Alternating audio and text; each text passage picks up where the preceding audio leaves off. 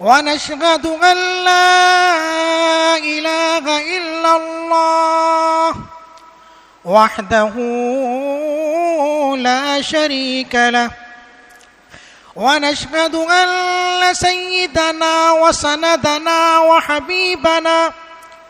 وحبيب ربنا وطبيبنا وطبيب قلوبنا ومولانا محمدا عبده ورسوله.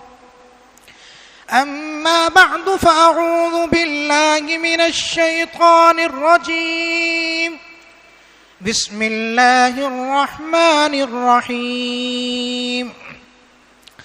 وإذ قال لقمان لابنه وهو يعظه يا بني لا تشرك بالله إن الشرك لظلم عظيم. صدق الله مولانا العظيم وصدق رسوله النبي الكريم ونحن على ذلك لمن الشاهدين والشاكرين والحمد لله رب العالمین.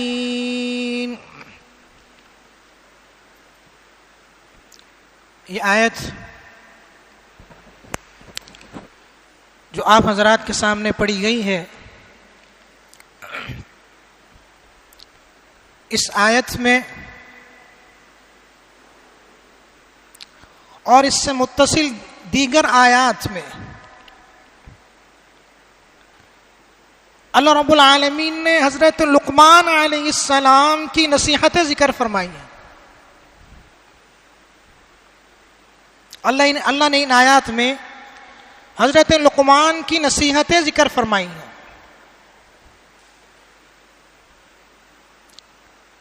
انتہائی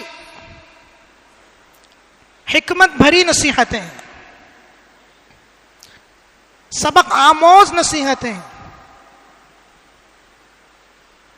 اور اگر کہا جائے تو غلط نہ ہوگا کہ آب زر سے لکھنے کے قابل یہ نصیحت ہے.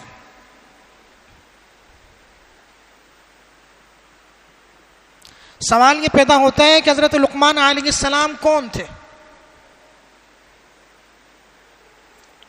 کہ اللہ رب العالمین نے ان کے کلام کو اتنی وقعت دی اور اللہ نے ان کے مرتبے کو اتنا بلند کیا، اللہ نے ان کی گفتگو کو قرآن کا حصہ بنا دیا. تو سوال یہ پیدا ہوتا ہے حضرت لقمان علیہ السلام تھے کون جن کے نام پر اللہ نے قرآن کی ایک پوری سورت نازل کر دی؟ علماء نے لکھا کہ حضرت لقمان ایک عام آدمی تھے، وہ کوئی نبی نہیں تھے، ایک عام شخص تھے، اللہ کے ایک نیک بندے، ایک برگزیدہ شخصیت. ان کے حالات کو پڑھنے سے معلوم ہوتا ہے، بعض نے لکھا کہ آپ یمن کے رہنے والے تھے، بعض نے لکھا کہ آپ کا تعلق حبشہ سے تھا اور ایک حبشی غلام تھے، ایک حبشی غلام تھے.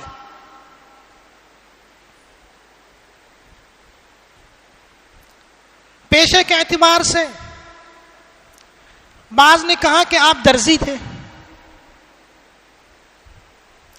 بعض نے لکھا کہ آپ بڑھئی کا کام کرتے تھے، کارپینٹر تھے، بڑھئی تھے. اور ایک قول یہ ملتا ہے کہ آپ چرواہے تھے. جو بھی تھے، لیکن اللہ رب العالمین نے آپ پر یہ کرم فرمایا تھا اور اللہ رب العالمین کی آپ پر یہ مہربانی تھی کہ حکمت کی دولت سے اور بصیرت کی دولت سے اللہ نے آپ کو نوازا تھا. اللہ رب العالمین نے قرآن کریم میں خود بیان فرمایا وَلَقَدْ آتَيْنَا لُقْمَانَ الْحِكْمَةَ. ہم نے لقمان کو حکمت عطا کی تھی، دانائی عطا کی تھی. لقمان بڑی عقل کی باتیں کیا کرتے تھے.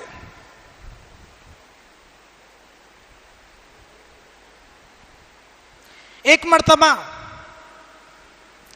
ایک شخص نے حضرت لقمان سے سوال کیا، پوچھا کہ بظاہر تو دیکھنے میں آپ ایک حبشی غلام ہیں، سیاہ فام ہیں، ہونٹ آپ کے بڑے اور موٹے، پیر آپ کے پھٹے ہوئے، لیکن آپ باتیں بڑی حکمت کی کرتے ہیں، اور اللہ نے آپ کو یہ دانائی کی جو نعمت عطا کی ہے. میں یہ پوچھنا چاہتا ہوں کہ آپ کا ایسا کون سا عمل ہے جو اللہ کو اتنا پسند آیا کہ اللہ نے آپ پر حکمتوں کے دروازے کھول دیے. تو حضرت لقمان نے جواب دیا،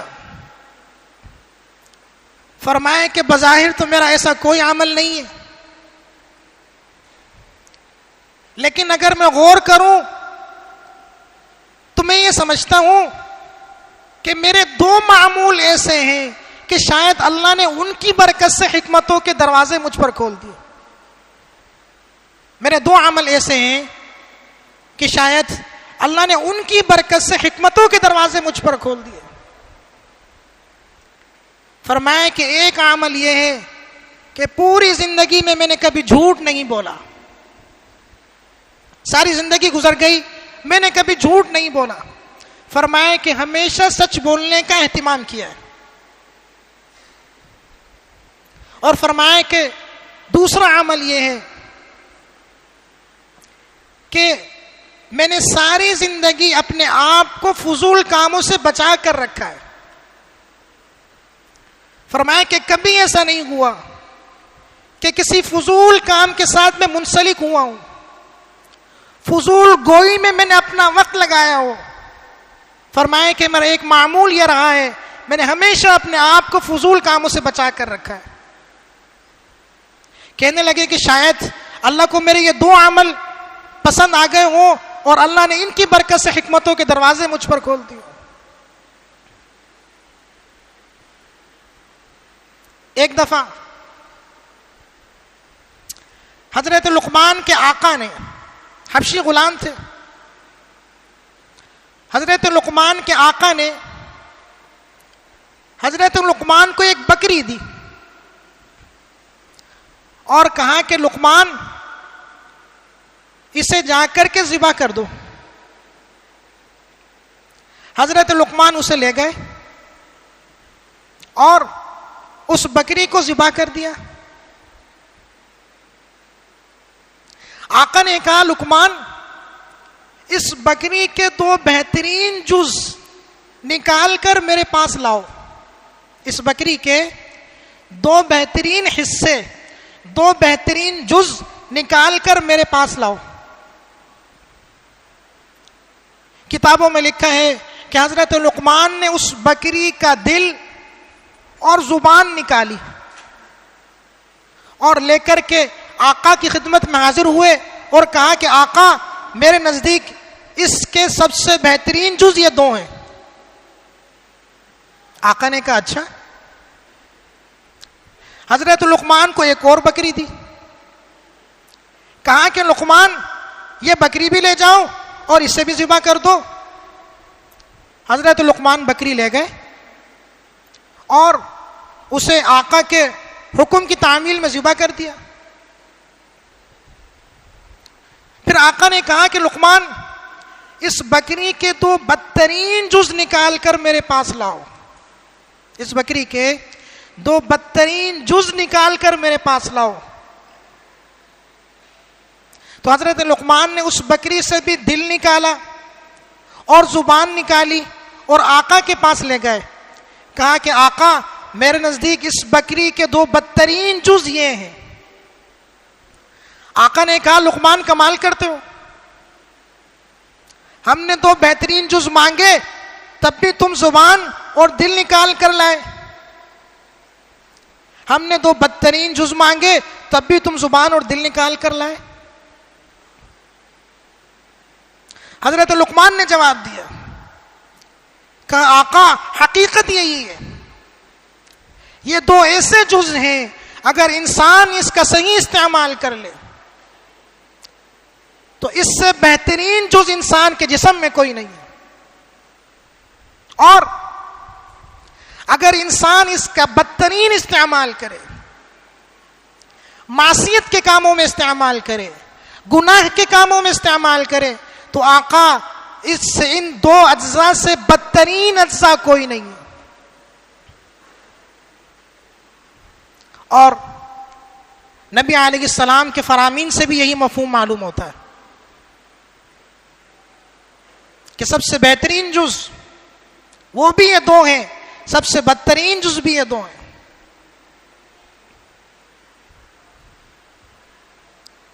ایک مرتبہ حضرت لقمان نے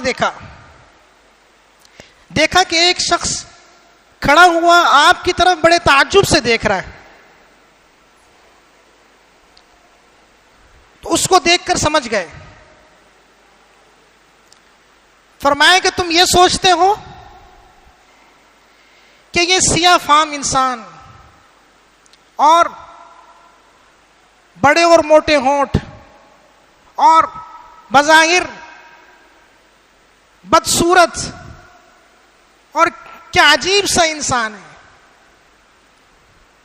فرمایا کہ رنگ سیاہ ضرور ہے لیکن اللہ نے اس سیاہ بدن کے اندر جو دل رکھا ہے وہ سفید ہے.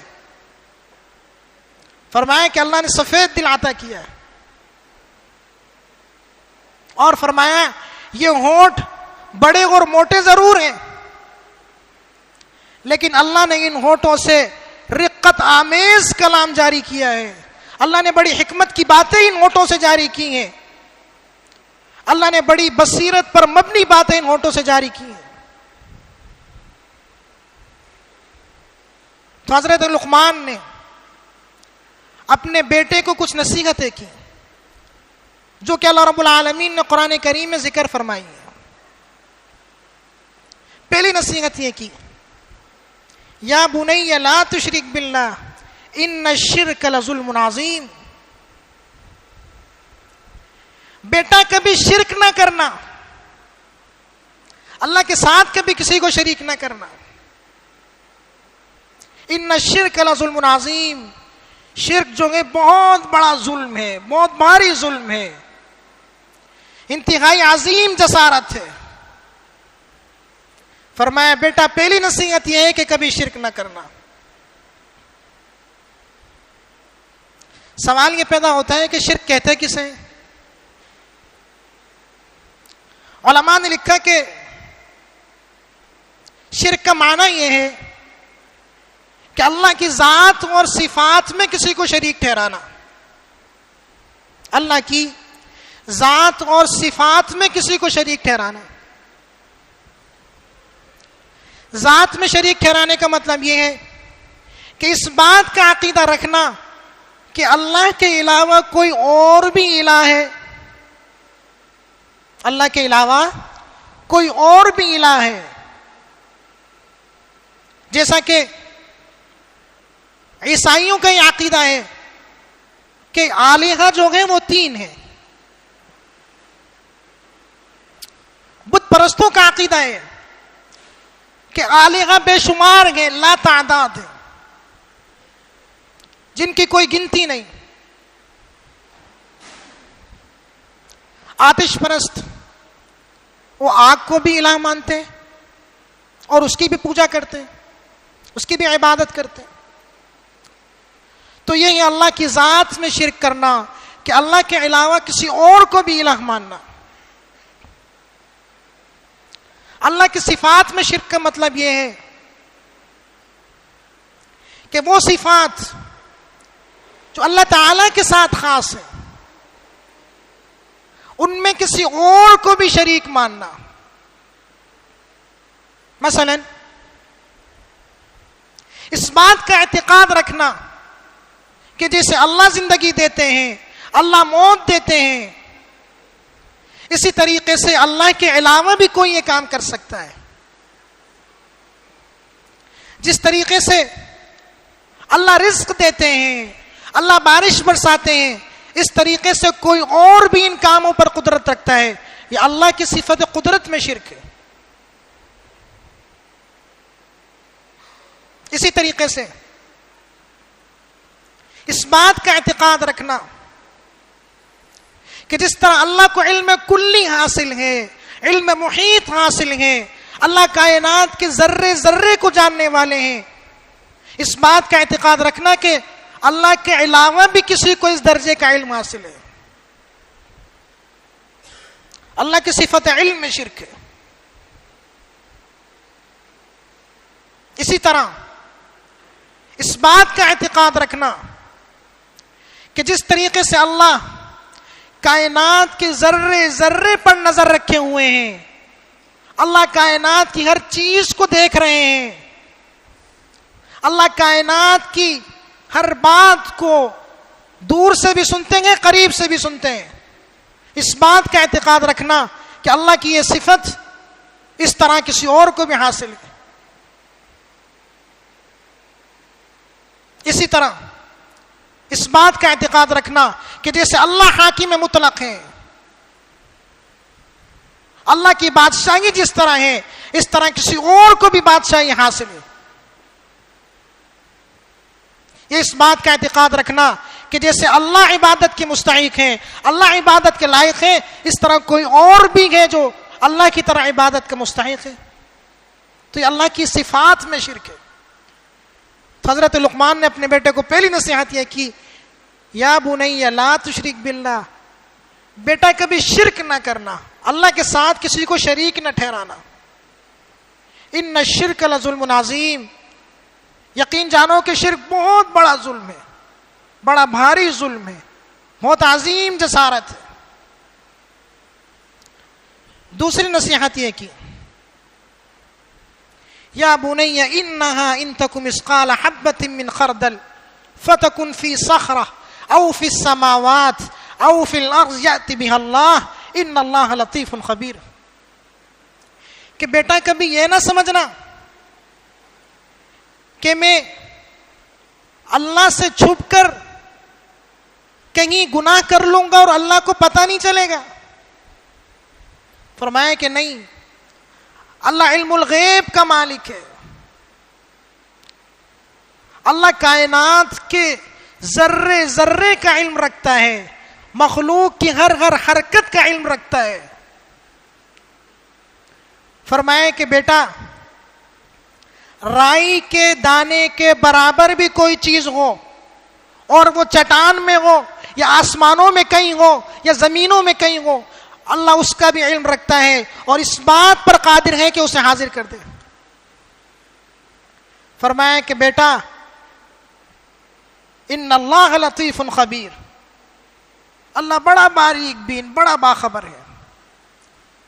ہمیشہ اپنے ذہن میں یہ رکھنا کہ اللہ مجھے دیکھ رہا ہے، اللہ مجھے دیکھ رہا ہے. صفت احسان کے ساتھ زندگی گزارنا بڑی قیمتی نصیحت ہے.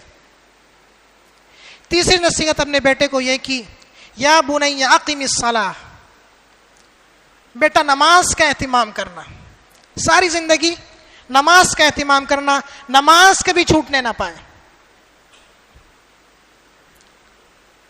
اور دیکھا جائے تو یہ بھی انتہائی قیمتی نصیحت ہے. حضرت فاروق اعظم رضی اللہ عنہ خلیفہ دوم، انہوں نے اپنے زمانے میں اپنے دور خلافت میں اپنے عاملین کو خط لکھا، اپنے گورنروں کو خط لکھا. اس میں لکھا کہ میں تمہارے امور میں سب سے اہم ترین امر میرے نزدیک جو ہے وہ ہے نماز قائم کرنا. میں تمہارے امور میں سب سے اہم ترین امر یہ سمجھتا ہوں کہ نماز کا اہتمام کرو. جو نماز کی حفاظت کرنے والا ہوگا وہ دین کی حفاظت کرنے والا ہوگا، جو نماز کو ضائع کرنے والا ہوگا وہ دین کے دیگر احکام کو بھی ضائع کرنے والا ہوگا.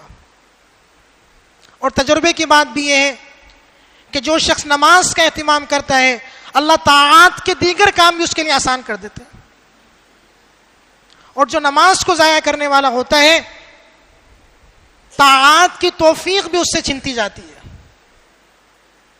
روایت میں آتا ہے نبی علیہ السلام نے فرمایا کہ بچہ جب 7 سال کا ہو جائے تو اسے نماز کی ترغیب دو، جب 10 سال کا ہو جائے تو مار کر نماز پڑھواؤ، اگر ابھی بھی نماز کی عادت نہیں ہوگی تو بلوغت کے بعد بھی عادت نہیں ہوگی، جب 10 سال کا ہو جائے تو مار کر اسے نماز پڑھوانے کی کوشش کرو تاکہ عادت تو پڑے۔ اور ایک دعا کا بھی بڑا اہتمام کرنا چاہیے، حضرت ابراہیم علیہ السلام کی دعا ہے اور ہر نماز میں ہم اسے پڑھتے بھی ہیں، فرمایا کہ رب اجعلنی مقیم الصلاۃ ومن ذریتی، اے رب مجھے بھی نماز قائم کرنے والا بنا دے، میری ذریت کو بھی نماز قائم کرنے والا بنا دے، میری آل اولاد کو، میرے بیوی بچوں کو، میرے خاندان کو اللہ سب کو نماز قائم کرنے والا بنا دے، نماز کو میری نسلوں میں جاری کر دے۔ اور چوتھی نصیحت حضرت لقمان نے اپنے بچے سے یہ کی، وَأْمُرْ بِالْمَعْرُوفِ وَانْهَ عَنِ الْمُنْكَرِ، بیٹا ایک بات اور پلے باندھ دو کہ ہمیشہ زندگی میں امر بالمعروف اور نہی عن المنکر کرتے رہنا، نیکی کا حکم کرتے رہنا، برائی سے لوگوں کو روکتے رہنا۔ اور یہ بھی بڑی قیمتی نصیحت ہے، امر بالمعروف اور نہی عن المنکر اگر دیکھا جائے تو شریعت کا اولین فریضہ ہے، حضرات انبیاء کا بنیادی کام ہے۔ حضرات انبیاء کس لیے آئے؟ بنیادی کام کیا تھا؟ امر بالمعروف اور نہی عن المنکر، کہ لوگوں کو دین کی طرف بلانا، بھلائی کی طرف بلانا اور برائی سے روکنا۔ فرمایا کہ بیٹے اس بات کا اہتمام کرنا کہ ساری زندگی امر بالمعروف اور نہی عن المنکر کرتے رہنا۔ روایت میں آتا ہے نبی علیہ السلام نے فرمایا من رأى منکم منکرا فلیغیرہ بیدہ فإن لم يستطع فبلسانه فإن لم يستطع فبقلبه وذلك اضعف الایمان، کہ تم میں سے کوئی شخص منکر دیکھے، برائی دیکھے، اسے چاہیے کہ اگر وہ اپنے ہاتھ سے روک سکتا ہو تو اسے ہاتھ سے روکے، اور اگر ہاتھ سے نہ روک سکتا ہو، زبان سے روک سکتا ہو تو زبان سے روکے، اور اگر زبان سے بھی روکنے کی قدرت نہ رکھتا ہو تو کم از کم درجہ یہ ہے کہ اس کے دل میں تو یہ ہو کہ یہ برائی ہے، برائی کا برا ہونا تو اس کے دل میں ہو۔ آج کا یہ المیہ ہے کہ ہم برائی دیکھتے ہیں، روکنا تو کجا، ہمارے دل میں یہ خیال بھی نہیں آتا کہ یہ برائی ہے۔ یہ انتہائی سنگین نوعیت ہے اور اس کیفیت سے ڈرنا چاہیے۔ روایت میں آتا ہے اللہ رب العالمین نے جبریل امین کو حکم دیا کہ جبریل فلاں بستی میں جاؤ اور اس بستی کو اس کے رہنے والوں پر پلٹ دو۔ جبریل نے کہا یا ربی ان فیہا عبدک فلانا لم یعصک طرفۃ عین، کہ اے اللہ اس میں تو تیرا فلاں بندہ بھی ہے جس نے کبھی پلک جھپکنے کے بقدر بھی تیری نافرمانی نہیں کی، کیا اس کو چھوڑ کر باقی بستی کو تباہ کر دے؟ کہا نہیں، اس سمیت بستی کو پلٹ دو۔ جبریل نے اس سمیت بستی کو پلٹ دیا۔ فرمایا کہ وہ اگرچہ عبادت گزار تھا، اگرچہ کبھی پلک جھپکنے کے بقدر بھی میری نافرمانی نہیں کی، لیکن اس بستی میں منکر ہوتا رہا، اس بستی میں برائی کا ارتکاب ہوتا رہا، اس کو کبھی یہ توفیق نہیں ہوئی کہ اس منکر کو روکتا، کبھی یہ توفیق نہیں ہوئی کہ ان کو جا کر کے بتاتا کہ یہ برائی ہے اور اپنا فریضہ انجام دیتا، امر بالمعروف اور نہی عن المنکر کو بجا لاتا۔ فرمایا کہ اس سمیت بستی کو پلٹ دو۔ تو اپنے بیٹے کو حضرت لقمان نے یہ نصیحت فرمائی وَأْمُرْ بِالْمَعْرُوفِ وَانْهَ عَنِ الْمُنْكَرِ، اور اگلی نصیحت یہ کی وَاصْبِرْ عَلَى مَا أَصَابَكَ، واصبر علی ما اصابک، کہ جب تم امر بالمعروف اور نہی عن المنکر کے کام کو لے کر کے آگے چلو گے تو تکالیف تو آئیں گی، مشکلات کا تو سامنا کرنا پڑے گا، مصائب تو جھیلنے ہوں گے، تو فرمائے کہ صبر کرنا، تکالیف پر صبر کرنا۔ اور زندگی میں اگر ویسے بھی تکالیف کا سامنا ہو تو ایک مومن کی شان یہ ہے کہ صبر کرے۔ فرمائے کہ تکالیف پر صبر سے کام لینا، ان ذالک من عزم الامور، یہ صبر جو ہے یہ بڑی ہمت کا کام ہے، بڑی ہمت کا کام ہے۔ اگلی نصیحت یہ فرمائی وَلَا تُصَعِّرْ خَدَّكَ لِلنَّاسِ، کہ بیٹا کبھی غرور سے، تکبر سے لوگوں کے سامنے گال نہ پھلانا، کبھی تکبر میں مبتلا نہ ہونا، کبھی بڑائی میں مبتلا نہ ہونا۔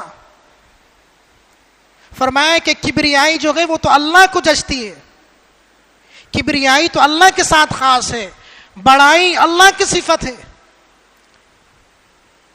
روایت میں آتا ہے، حدیث قدسی ہے، الکبریاء ردائی والعظمۃ ازاری فمن نازعنی واحدا منہما قذفته فی النار۔ اللہ فرماتے ہیں کہ کبریائی میری چادر ہے، عظمت میری ازار ہے، کوئی ان میں سے کسی ایک کے بارے میں بھی مجھ سے جھگڑے گا تو اسے اٹھا کر کے جہنم میں پھینک دوں گا۔ ایک روایت میں آتا ہے نبی علیہ السلام نے فرمایا لا يدخل الجنت من كان في قلبه مثقال ذرة من کبر، کہ جس کے دل میں ذرہ برابر بھی کبر ہوگا اللہ اسے جنت میں داخل نہیں فرمائیں گے۔ تو ایک نصیحت یہ فرمائی وَلَا تُصَعِّرْ خَدَّكَ لِلنَّاسِ، بیٹا کبھی غرور کے اندر آ کے، کبھی تکبر میں مبتلا ہو کے لوگوں کے سامنے گال نہ پھلانا۔ اور اس کے بعد یہ نصیحت فرمائی وَلَا تَمْشِ فِي الْأَرْضِ مَرَحًا، کبھی اترا کر نہ چلنا، کبھی اکڑ کر اللہ کی زمین پر نہ چلنا۔ ان اللہ لا يحب كل مختال فخور، اللہ جو ہے وہ ہر اترانے والے شیخی باز کو پسند نہیں کرتا۔ اللہ کی زمین پہ کبھی اترا کر نہ چلنا، کبھی اکڑ کر نہ چلنا۔ اللہ نے قرآن کریم کی ایک اور آیت میں فرمایا، جہاں اپنے محبوب بندوں کی صفات اللہ نے بیان فرمائی وعباد الرحمن الذین یمشون علی الارض ہونا، کہ اللہ کے محبوب بندے جو ہیں، اللہ کے پسندیدہ بندے جو ہیں، ان کی شان تو یہ ہے کہ جب وہ چلتے ہیں تو نرمی کے ساتھ چلتے ہیں، عاجزی کے ساتھ چلتے ہیں، انکساری کے ساتھ چلتے ہیں، تواضع کے ساتھ چلتے ہیں۔ تو فرمایا کہ وَلَا تَمْشِ فِي الْأَرْضِ مَرَحًا، اللہ کی زمین پر کبھی اکڑ کر مت چلنا۔ ان اللہ لا يحب كل مختال فخور واقصد فی مشیک، اعتدال کے ساتھ چلنا، نرمی کے ساتھ، تواضع کے ساتھ، انکساری کے ساتھ۔ اللہ کو تواضع پسند ہے۔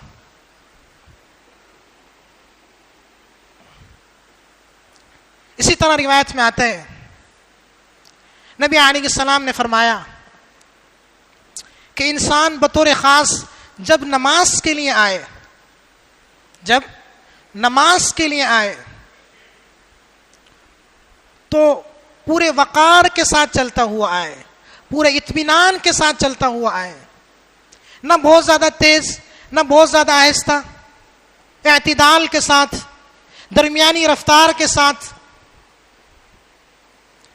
ایسا نہ ہو کہ اسے محسوس ہو کہ امام رکوع کے اندر ہے، جیسا کہ آج کل ہماری کیفیت ہے کہ یوں محسوس ہوتا ہے کہ امام رکوع کے اندر ہے، اور نبی علیہ السلام کے اس فرمان کو ہم پس پش ڈال کر کوشش کرتے ہیں کہ بھاگتے ہوئے پہنچے اور رکوع کے اندر امام کے ساتھ شامل ہو جائیں، اور ہمارا گمان یہ ہوتا ہے کہ ہم نے بہت اچھا کام کر دیا۔ نبی علیہ السلام کے اس حکم کی نافرمانی کی، مسجد کے تقدس کو پامال کیا، مسجد کی حرمت کی دھجیاں اڑا دی۔ نبی علیہ السلام کا حکم تو یہ تھا کہ نماز کے لیے جب آؤ تو وقار کے ساتھ، اطمینان کے ساتھ چلتے ہوئے آؤ، درمیانی رفتار کے ساتھ چلتے ہوئے آؤ، نہ بہت زیادہ تیز نہ بہت زیادہ آہستہ. جو نماز مل جائے اسے پڑھ لو، جو نہ ملے امام کے سلام پھرنے کے بعد اسے پورا کر لو. تو حضرت لقمان نے اپنے بیٹے کو یہ نصیحت کی، وَلَا تَمْشِ فِي الْأَرْضِ مَرَحًا،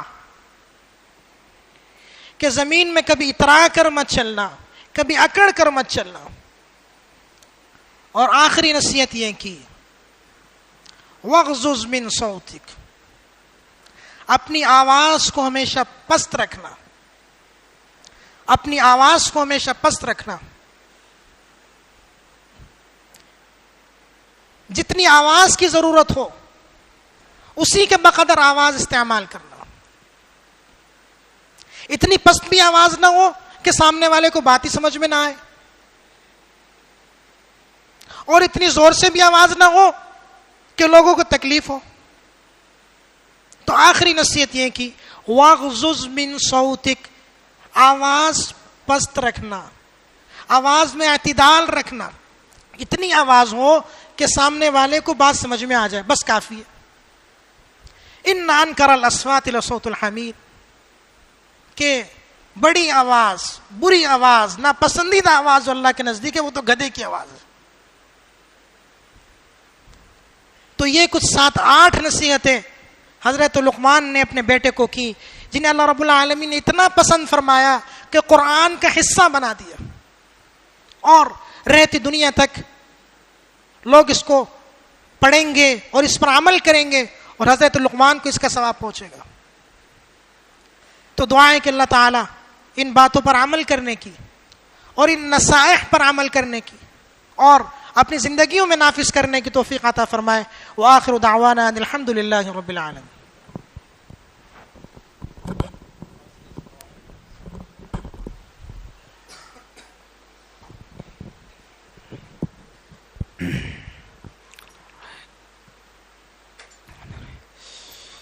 اللہ